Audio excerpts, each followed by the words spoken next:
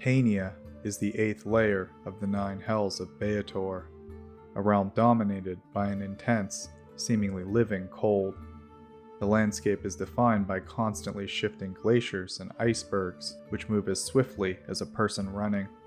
These masses of ice frequently crash into each other and the towering mountains that surround them. Snow avalanches occur regularly, unleashing violent force upon any travelers. The weather is harsh, with constant snowstorms driven by howling winds, and thin snow covers conceal dangerous crevasses. The cold in Cania is far more severe than that in Stygia, with temperatures on par with the extreme conditions of the Frostfell.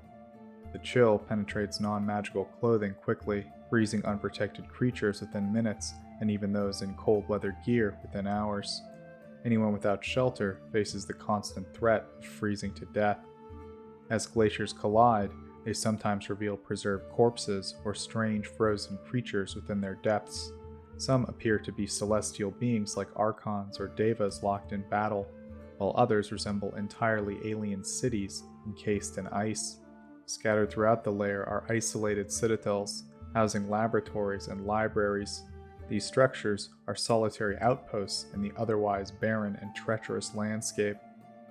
The archdevil Mephistopheles, also known as the Lord of the Eighth, rules over Cania. His reign involves overseeing a continuous series of experiments exploring arcane magic and the nature of the planes. These experiments take place throughout the desolate icy wastes. Cania is heavily guarded, with patrols constantly monitoring for spies attempting to uncover its magical secrets.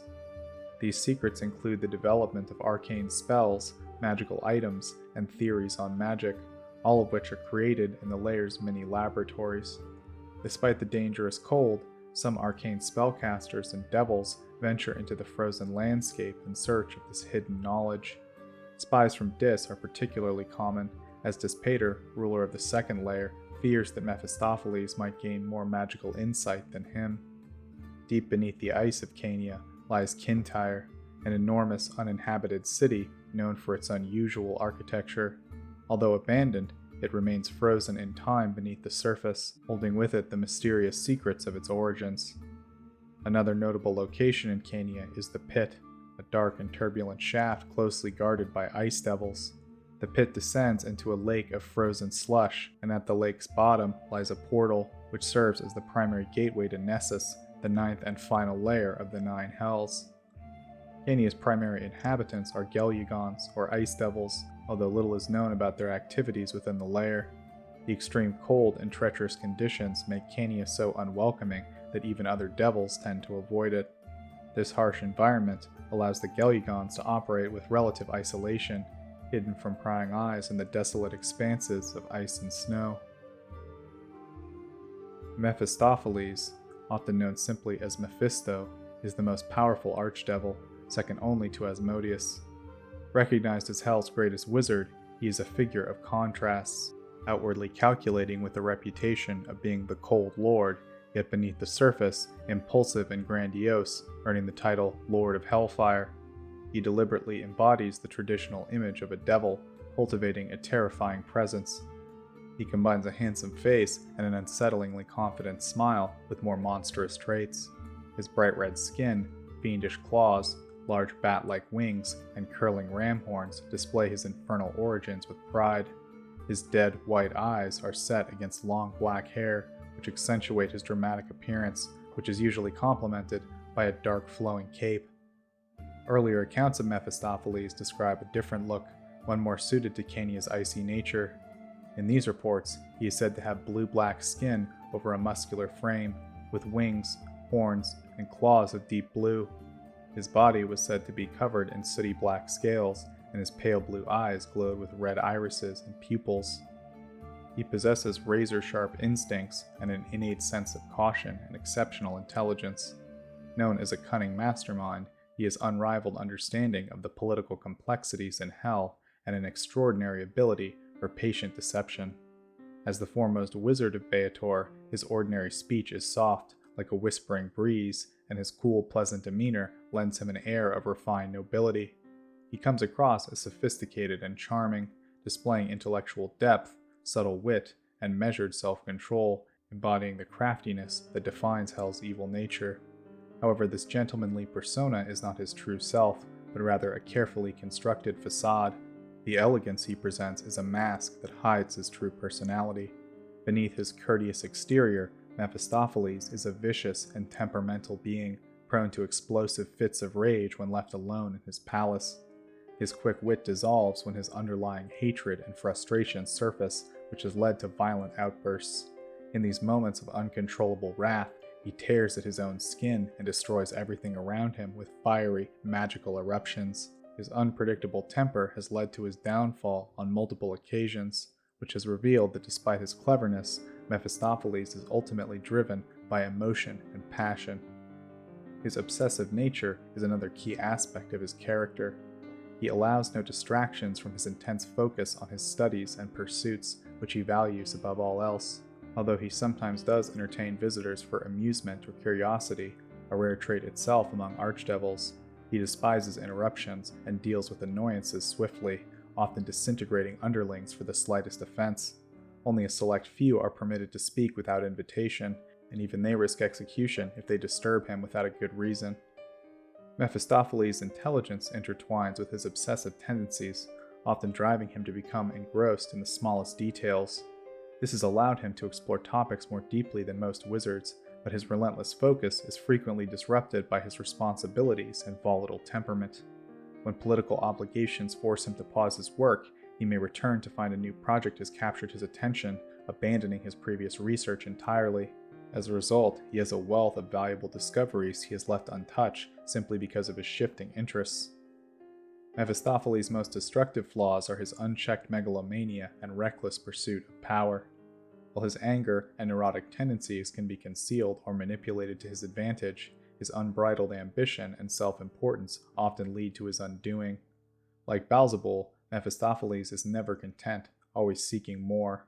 Where Baldu's schemes have collapsed under unrealistic expectations, Mephistopheles becomes so engrossed in his plots that he neglects his own well-being.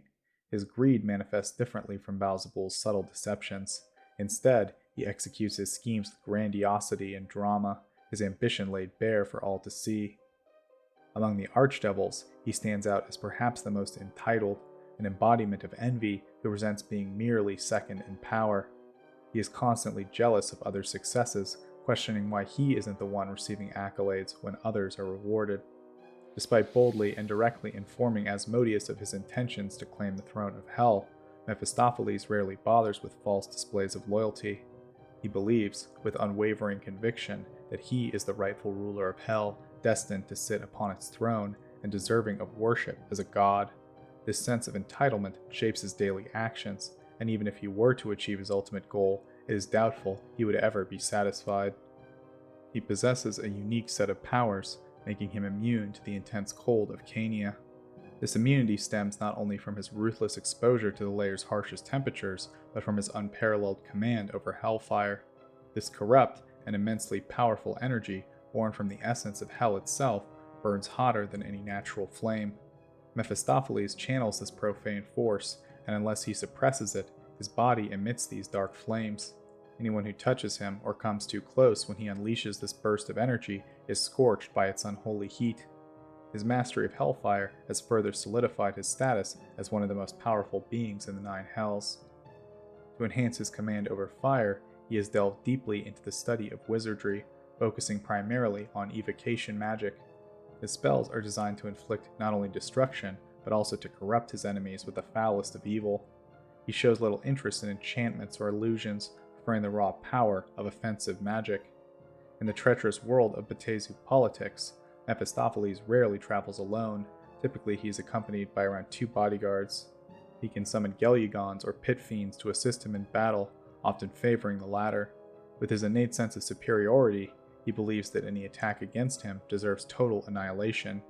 From the rear of the fight, he unleashes a relentless barrage of destructive spells, and if faced with a genuine threat, he is not above teleporting away, leaving his allies to their fate. Although not possessing the most potent wizard spells, he more than compensates for this with his innate spell-like abilities. His mastery over both ice and fire is evident through his use of spells such as Cone of Cold, Fireball, Wall of Ice, Fire, and Meteor Swarm. He also wields the ability to instill fear, either through his aura or direct gaze. Mephistopheles' most favored weapon is a three-tined military fork, also known as a ranseur. He wields different versions of the weapon, including one that can switch between dealing fire, cold, and electrical damage. Another variant alternates between being engulfed in flames and covered in frost, allowing the wielder to enhance the power of Hellfire spells for an even greater destructive effect. In addition to his powerful weapons and other magical items, his citadel is home to vast laboratories filled with spellbooks. These spellbooks contain nearly every known arcane spell in the multiverse, granting him the ability to prepare almost any known spell. Cania serves as a vast laboratory and testing ground for the experiments of Mephistopheles and his researchers, where immense amounts of arcane energy are regularly unleashed across the frozen wastes. The frequent testing of new spells, magical items, and supernatural techniques often causes local devastation, but the scattered arrangement of libraries and data storage across the plane ensures that no single catastrophe can wipe out all of his research at once. Even from a distance, keen observers can gain insights into the experiments being conducted. Renowned archmages like Mordenkainen have been known to brave the hostile tundra in search of lost lore or information to further their own pursuits. Due to Mephistopheles' own shifting focus, highly skilled sages and spellcasters continue their studies in long-forgotten citadels, buried beneath layers of ice and snow, as lost to the world as they are mired in bureaucratic stagnation. It is said that before Asmodeus came to Hell, Cania was a realm of grand cities whose remnants have remained frozen in time. These icy tombs, filled with strange spined creatures locked in battle with devas and archons, are also home to lost libraries and palaces haunted by ghosts and undead. Most devils avoid these ruins, not wanting to disturb whatever unknown beings may still dwell inside, although the structures do offer some shelter from Cania's harsh cold. The legacy of these ancient powers may be what drew Mephistopheles to make his home in Cania. It is said that within these icy tombs he discovered the secrets of Hellfire and obtained weapons so powerful that even Asmodeus has become concerned. The most famous of these lost cities is Kintyre, encased between two massive mountains beneath the glacier of Tchemox. Once inhabited by a rebellious duke, the city was entombed in ice by Mephistopheles as a punishment, and few dare to interfere with the work out of fear of angering him. However, after recovering some ancient texts, Mephistopheles learned that the city may conceal relics invaluable to his own research on Hellfire, which has forced him to organize expeditions to explore the forgotten and heavily warded keeps, driven once again by his insatiable thirst for power. His main base of operations in Cania is the grand citadel known as Mephistar, an imposing structure of iron and ice. Far from the shimmering glacier it overlooks, Mephistar is perched on the massive ice mountain known as Nargus, which Mephistopheles can command to move across lesser glaciers when necessary. The citadel itself gleams like a translucent blue-white jewel at the edge of the glacier, blending in with the icy landscape. Like Mephistopheles' own icy demeanor, which conceals his fiery ambition, Cania's cold exterior hides the warm atmosphere within Mephistar. Even before his Hellfire experiments, the citadel featured luxurious heated baths and scented fires. When the massive gates occasionally open, clouds of steam pour out, rolling down the walls of the fortress. Within this frozen stronghold, Mephistopheles commands legions of ice devils, along with spinagons and cornigons, all maintaining strict routines. The citadel's endless levels are home to its population, with the top 3 terraces containing thousands of comfortable living quarters, while the lower levels are cramped and maze-like. The topmost residences, grand and lavish, are reserved for the elite, while inhabitants are reassigned based on promotion or demotion to maintain harmony. Mephistopheles' own palatial manor lies in the upper reaches of Mephistar, a castle where every furnishing, including his intricately designed throne, is made of ice. However, his recent Hellfire experiments are beginning to affect the stability of his own domain. The fog around Mephistar has thickened, and the once sharp details of the citadel are softening as the ice has slowly thawed. Puddles have formed throughout the fortress. Gelugons, once comfortable in the citadel's warmth, have started abandoning Mephistar for the outer reaches of Cania, while pit fiends, cornigons, and barbazus have moved in to take their place. Even the Garden of Frost, a rare and beautiful sight in Hell, requires constant blasts of cold to keep from melting away. Toxic clouds from the 99-story school of Hellfire now cover parts of the citadel, which have rendered entire sections uninhabitable for non-devils. Eerie bursts of hellfire have become more frequent, a sign that the inherent dangers of Mephistopheles' hellfire ambitions are becoming increasingly clear, even as his throne slowly melts beneath him. The time and energy he has poured into mastering and experimenting with this new magical fire has caused him to neglect the needs of his once favored minions, the Gelugons, as well as the stability of his realm and his soul-harvesting efforts. With Cania's power structure thrown into disarray, the Ice Devils have retreated to Geleneth Mountain, where they established Nebulat, a crystal-like fortress clinging to the mountain's side. Although none openly condemn Mephistopheles, many are quietly making plans to change their situation. Some are attempting to undermine his lead researchers by fabricating or uncovering evidence of treachery. Others are working on developing a new form of ice magic in hopes of regaining his attention, while a few plot to replace him altogether. In the meantime, Mephistopheles' efforts to expand his cult through the use of Hellfire have left him deeply indebted in divine energy to other archdevils, particularly Baator and Levistus. His gamble is enormous. If successful, he stands to gain the largest and most influential cult in the Nine Hells. However, failure would leave him vulnerable, and his rivals, especially those who have invested in his plans, are poised to sabotage him if they see his ambition succeeding. The stakes are higher than ever, and the future of Mephistopheles' reign hangs in the balance. He commands a powerful retinue of devils, including entire companies of Cornigons and Gelugons. Despite recent tensions, the Ice Devils remain bound to serve him before any other archdevil, much like how Asmodeus controls the Pit Fiends and Levistus commands the Amnesu. Occasionally, Mephistopheles brings in another creature to bolster his presence, such as the red dragon Testeron, who was lured from the material plane with promises of wealth and now lounges in his throne room, adding to its menacing atmosphere. Mephistopheles also has children to aid him, such as his half-fiend, half-elf daughter Antilia, who operates as his secret double agent against Baldur, and the Burning Soul, a massive half-fiendish fire creature born from his union with a powerful being from the plane of fire. Among his most powerful and dangerous allies are the pit fiend aristocrats of Cania. These fiends, along with many Cornigons, reside in the rocky spires and pits of Cania's borderlands. Two companies of pit fiend nobility, each consisting of 33 individuals, form a crucial part of his forces, yet their loyalty is precarious.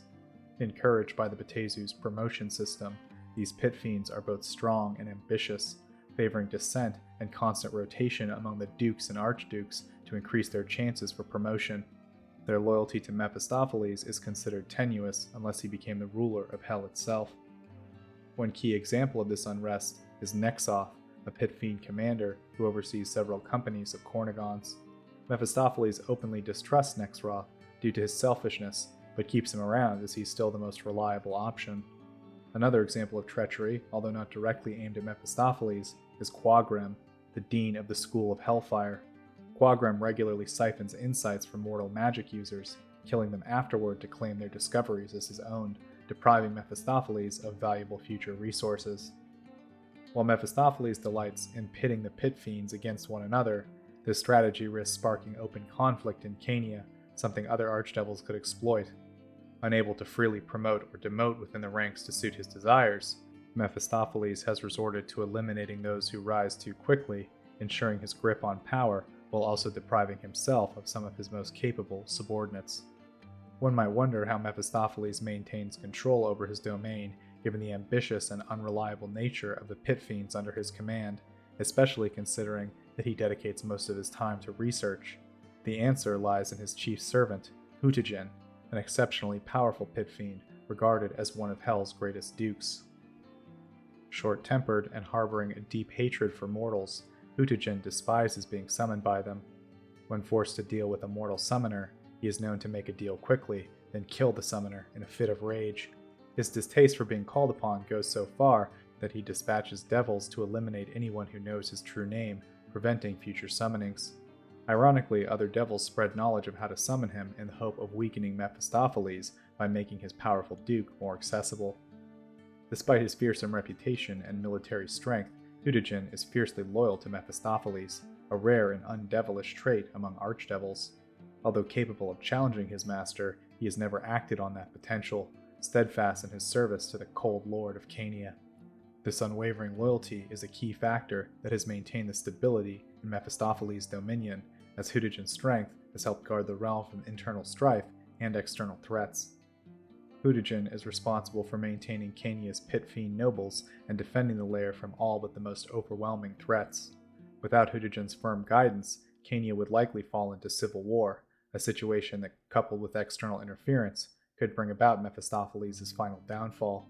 Due to his unwavering loyalty in spite of his great power, some have speculated that Mephistopheles holds something over Hutijin. Although Mephistopheles has never been known to abuse his loyalty, understanding the importance of maintaining stability in his realm. Mephistopheles' other dukes are formidable in their own right. His consort Baldur is a skilled diplomat, a tactician, and an inventor whose talents are highly valued. Her contributions have likely played a role in Asmodeus' tolerance of Mephistopheles' ambitions.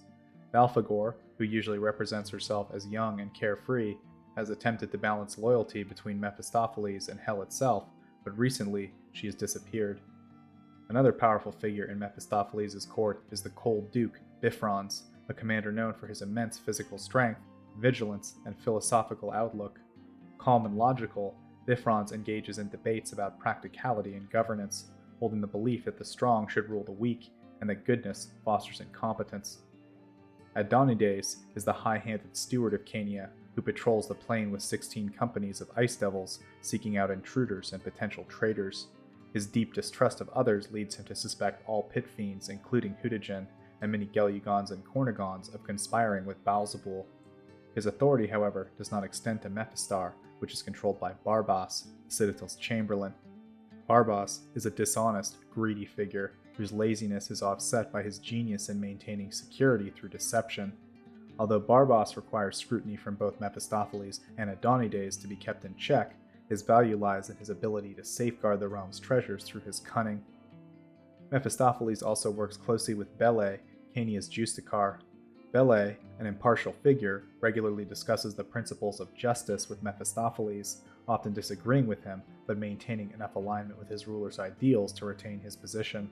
Their shared interest in upholding order keeps Cania functioning, even amidst the tensions and treachery that lurk within his court. Only Adonides, Barbas, and Bele are exempt from the otherwise rigid control of Cania, although Mephistopheles keeps a close watch on their locations and activities. Each of them maintains a careful balance of deception, never revealing the full truth, but keeping their lies subtle enough to avoid provoking the Cold Lord's wrath. Among the archdevils, Mephistopheles is not held in particularly high regard, largely due to his overt arrogance and volatile personality. His most prominent rival is Baldur, with whom he shares a deep and bitter hatred. Both view each other as the primary obstacle to claiming the throne of Hell, although their animosity stems from more than just ambition.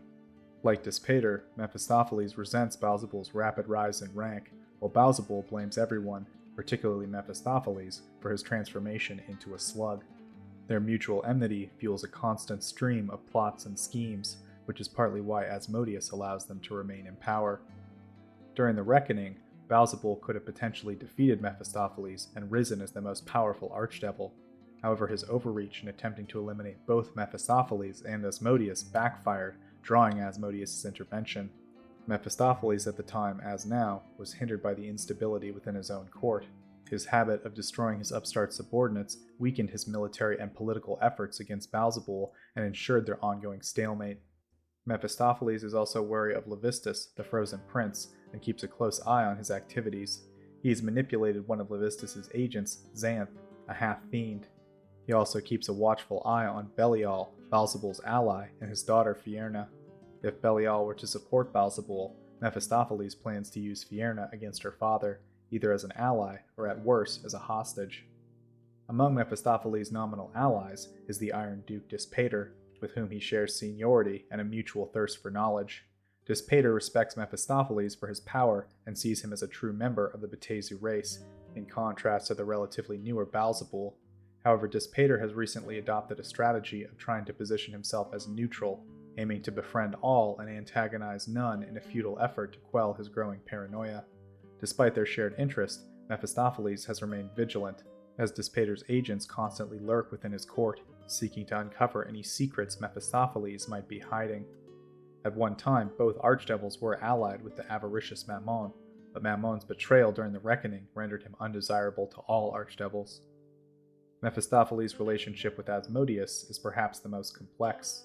Although Mephistopheles openly expresses his desire to one day overthrow his master, Asmodeus still relies on his counsel and considers him a powerful ally. This strange dynamic is further complicated by Mephistopheles' connection to Asmodeus' daughter Glacia, to whom he serves as something of a godfather. Various reasons have been suggested for why Asmodeus tolerates Mephistopheles, such as his rivalry with Beelzebul and the value of his consort Balfagor. However, the simplest explanation may be that Mephistopheles is the only archdevil who Asmodeus genuinely fears. His mastery of Hellfire, vast knowledge of ancient secrets, and the role as guardian of Cania make him both a formidable enemy and a valuable asset. Although Mephistopheles is not yet in a position to challenge Asmodeus directly, both archdevils remain watchful, waiting for the day when circumstances might shift enough for the Lord of Hellfire to exploit a mistake and make his move.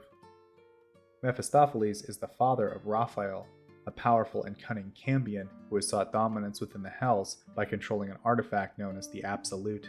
To disrupt Raphael's ambitions, Mephistopheles has employed the incubus Harlep as a distraction, diverting his wayward son's attention and plans. Raphael is striking in appearance, with deep red skin, large double horns, curved ears, and burning orange eyes. Twin wings emerge from his back, and his spade-tipped tail adds to his devilish look. His regal attire, often colored red or embroidered blue, complements his imposing presence. Occasionally he assumes the guise of a middle-aged human man with tanned white skin, brown slick-back hair, and an air of sophistication. In contrast to his more attractive humanoid form he uses to charm and manipulate, Raphael's ascended form is nightmarish. In this state he towers over humans, even while hunched. His wings, tail, and mane of burning fire make him even more terrifying. The simple horns of his previous form become a complex crown of infernal bone, framing a snouted face with 2 additional faces sprouting from his cheekbones. His entire body radiates with infernal fire, and fearsome tusks protrude from all 3 of his mouths. He is known to harbor resentment towards his father, particularly for seizing the crown of Karsus after Karsus' folly. Raphael is frustrated by his father's decision to lock the powerful artifact away in his treasure vault rather than using it to further their own interests. Raphael also has ties to a pair of dwarf sisters. Carilla Hearthflame serves him willingly as his agent, while her sister, known only as Hope, defiantly refuses any dealings with him. Raphael is both annoyed and fascinated by Hope's resilience, as she steadfastly clings to her own hopes and refuses to submit to his offer. In response, Raphael has imprisoned Hope in his lair, subjecting her to torture in an attempt to break her spirit and make her surrender. At one point, a servant of Raphael procured a young boy named Enver Gortash from Baldur's Gate. Raphael raised the boy in his dungeon, but Gortash eventually managed to escape from the House of Hope. He is known to excel at manipulating others, using his gift for, quote, getting into people's heads to lead them astray. His approach is a masterful blend of flowery language, promises of salvation, and threats of despair, all designed to entrap and control those he targets. In battle, he has proven to be a formidable opponent. He commands several lesser Cambions, and can even compel the Orthon Yurgir, bound to him by contract, to fight on his behalf. His abilities include detecting invisible creatures, attacking with a flurry of talons, and boasting high defenses, along with complete immunity to fire. These traits make him extremely dangerous and cunning as an adversary in any confrontation. Mephistopheles, despite being second only to Asmodeus in raw power, faces a frustrating challenge when it comes to his cult following. Ironically, his success in embodying the image of a classic devil has made him seem almost generic to many mortals. Often confused with and mistaken for Asmodeus, he finds that even the Overlord of Hell relies on him to manage many of his own cults. Further complicating his identity is Mephistopheles' constant adoption of new symbols to represent himself, blurring his image in the mortal realms. This ambiguity is infuriating for someone who craves divine worship and recognition. Nevertheless, Mephistopheles has long established his unique brand of corruption, particularly as a patron of magic. He serves as the source of many warlock pacts, leveraging his influence over those who seek arcane power.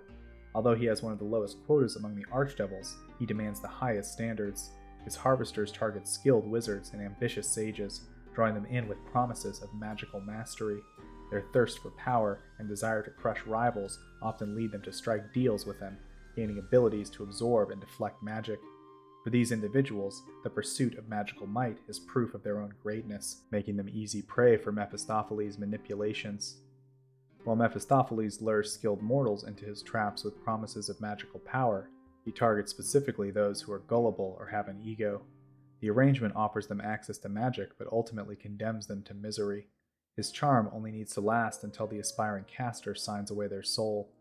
After death, they face decades of tedious routine, isolation, and deep regret, all designed to prevent descent.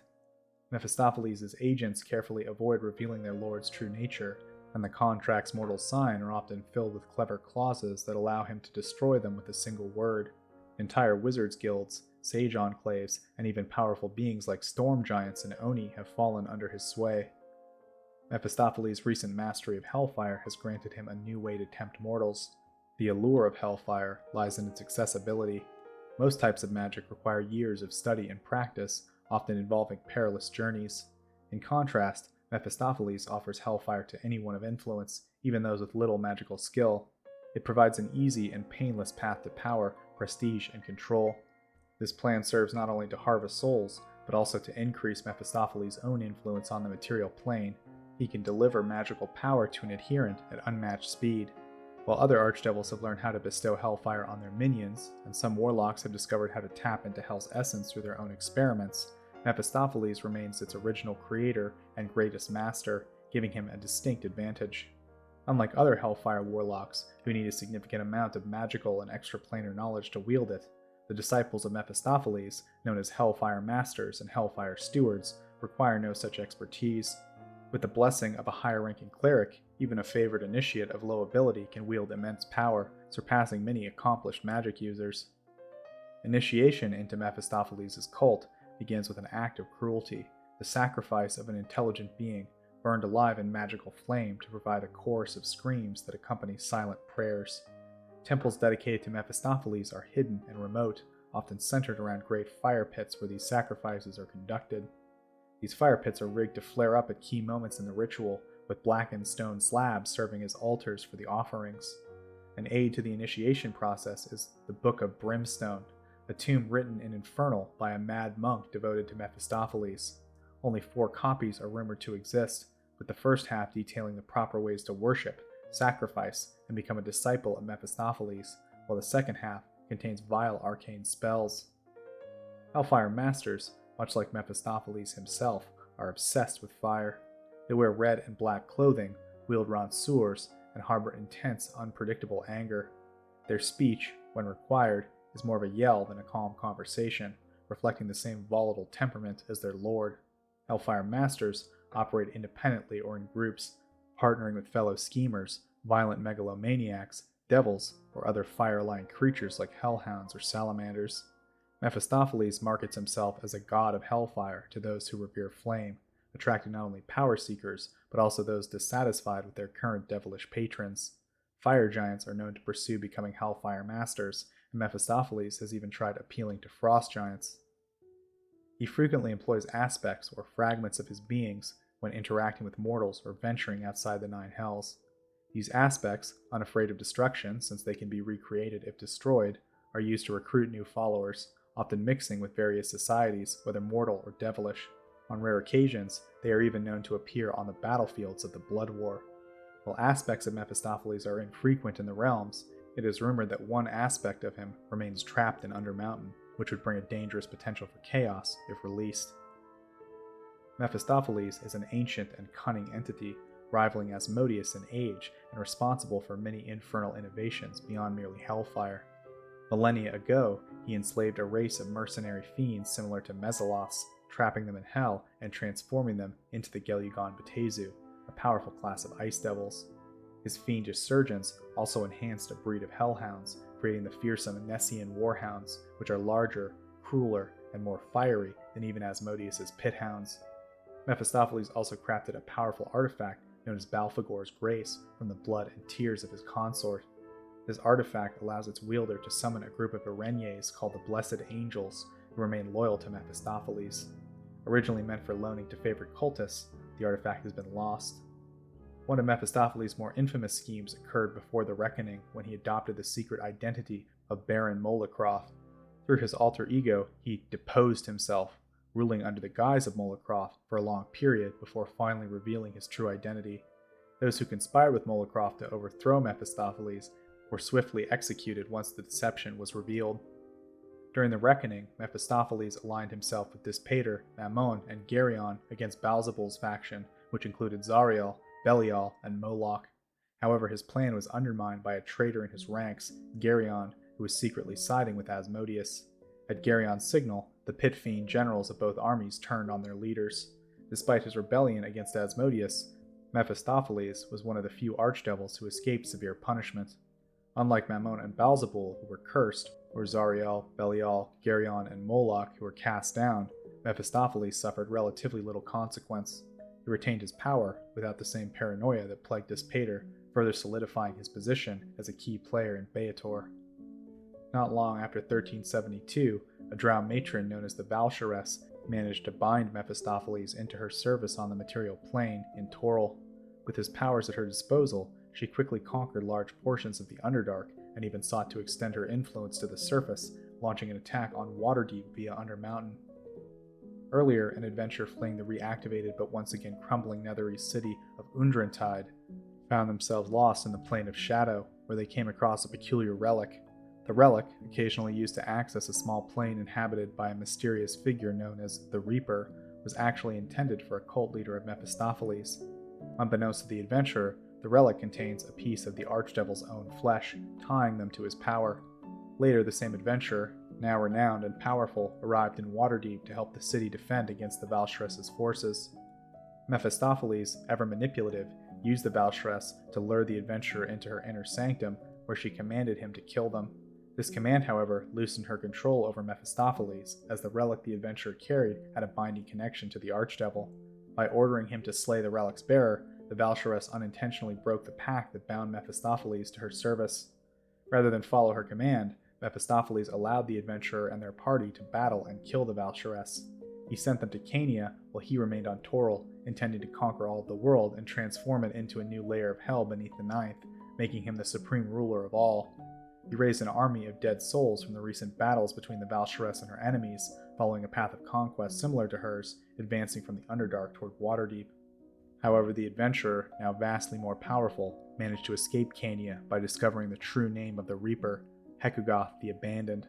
They returned to Toril and successfully banished Mephistopheles back to his own domain before he could destroy Waterdeep. Despite this, it is thought that Mephistopheles remains a threat, as the adventurer either did not learn the archdevil's true name or chose not to use it fully, leaving Mephistopheles as a free and dangerous entity rather than a slave to any mortal. Mephistopheles' long-standing ambition to become a god found some form of success during the chaotic spell plague. He managed to manipulate his half-breed son, Magadon, into releasing the devil within him, using this act to draw Magadon and his companions to Cania.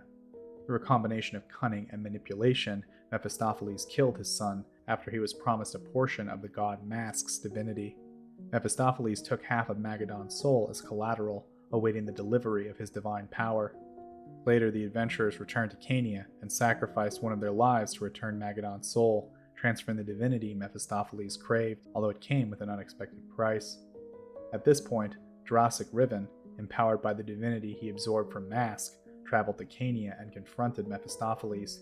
In a fierce encounter, Riven nearly decapitated the archdevil and warned him that if he ever left his domain, Riven would destroy him completely.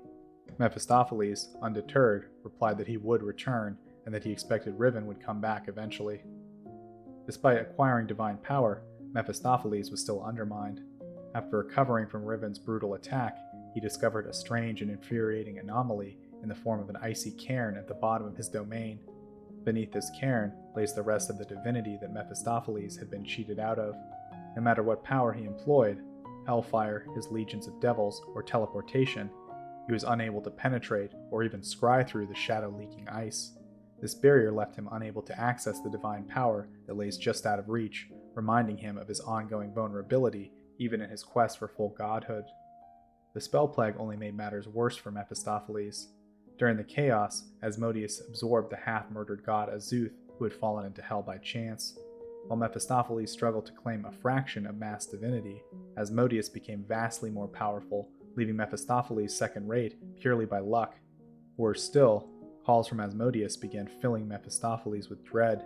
He suspected that Asmodeus was preparing to punish him for his ambitions to overthrow him. Rather than pleading for mercy, Mephistopheles, driven by his ego, chose to pursue his coup and seize godly power on the limited time he felt he had. As he suspected, Mask was manipulating him, although in a way Mephistopheles did not fully understand. By 1484, after a century of futile efforts to break the ice, Mephistopheles pursued the only clue left to him, the adventurer's son, Vasen. He believed Vasen held the key to unlocking the secrets beneath the icy cairn. Vasen managed to strip the fragmented remnants of Mask's divinity from all of its current holders. Although Vasen intended for his father to take the power, Jurassic Ribbon ultimately claimed it for himself, becoming the reincarnated Mask. Mephistopheles, meanwhile, found his plans completely thwarted. Gravely wounded, he was forced to flee the scene through teleportation, choking on his own blood and guts, having failed once again to achieve the godhood he so desperately sought. Without any divine spark, he has been left humiliated and defeated, his ambition shattered by the very schemes he thought he was controlling. But Mephistopheles is an ancient and powerful being, far too ambitious to abandon his greater plans. For the Lord of Hellfire, these are merely minor setbacks in his glorious destiny to rule first the 9 hells and then the entire multiverse. Although an unparalleled magical genius and veteran schemer, his ego, ambition, and impatience have led him to never fully achieve his potential. Until he conquers his own flaws, his schemes will likely remain frozen in the icy layer of Cania.